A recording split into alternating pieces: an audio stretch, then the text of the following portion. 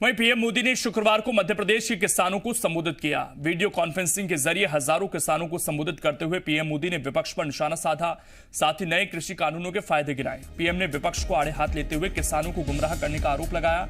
PM ने कहा कि पिछले 6 महीने से कानून लागू हैं, लेकिन कोई शिकायत नहीं आई। पीएम मोदी ने कहा कि कृषि सुधार के बाद एक सबसे बड़ा झूठ एमएसपी पर बोला जा रहा है। अगर हमें एमएसपी हटानी होती, स्वामीनाथन रिपोर्ट लागू ही क्यों करते। पीएम मोदी ने कहा कि उनकी सरकार क्रेडिट के लिए काम नहीं करती। उन्होंने कहा कि यूपीए सरकार के कार्यकाल में किसानों की सिर्फ एक बार ही कर्ज माफी की गई, वो भी 50,000 करोड़ की, जबकि उनकी सरकार हर साल इससे अधिक पैसे किसानों के खाते में भेज रही है।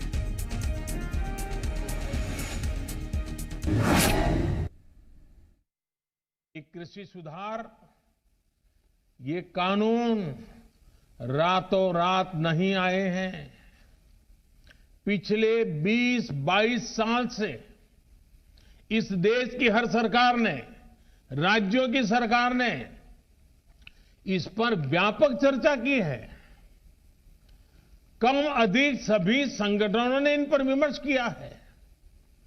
देश के किसानों के संगठन, कृषि एक्सपर्ट्स, कृषि अर्थशास्त्री, कृषि वैज्ञानिक, हमारे यहां के प्रोग्रेसिव किसान भी लगातार कृषि क्षेत्र में सुधार की मांग करते आए हैं। जिनकी खुद की राजनीतिक जमीन खिस गई है, वो किसानों की जमीन चली जाएगी, किसानों की जमीन चली जाएगी का डर दिखाकर अपनी राजनीतिक जमीन खोज रहे हैं।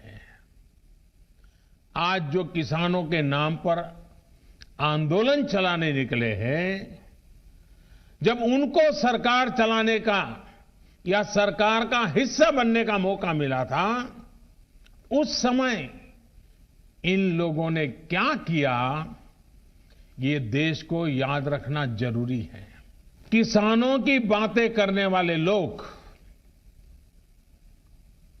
आज झूठे आंसू बहाने वाले लोग कितने निर्दयी हैं, इसका बहुत बड़ा सबूत है स्वामीनाथन कमेटी की रिपोर्ट।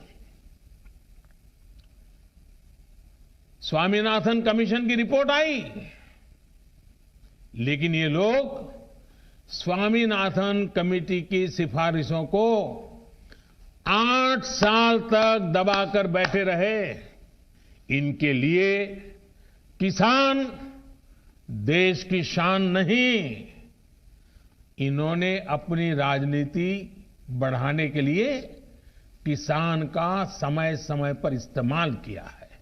सचमुच में तो देश के किसानों को उन लोगों से जवाब मांगना चाहिए जो पहले अपने घोषणा पत्र में इन सुधार करने की बात लिखते थे, वकालत करते थे।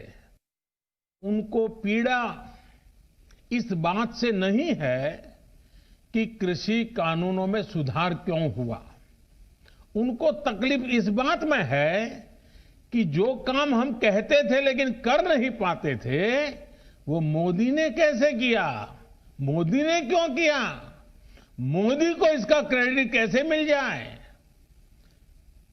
मैं सभी राजनीतिक दलों को हाथ जोड़ के कहना चाहता हूं, आप सारा क्रेडिट अपने पास रख लीजिए। आपके सारे पुराने घोषणा पत्रों को ही मैं क्रेडिट देता हूं, मुझे क्रेडिट नहीं चाहिए। मुझे किसान के जीवन में आसानी चाहिए, समृद्धि चाहिए।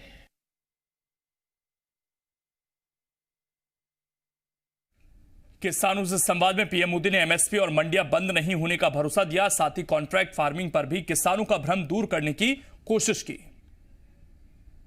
कानून लागू होने के बाद भी एमएसपी की घोषणा हुई, एमएसपी पर सरकारी खरीदी हुई,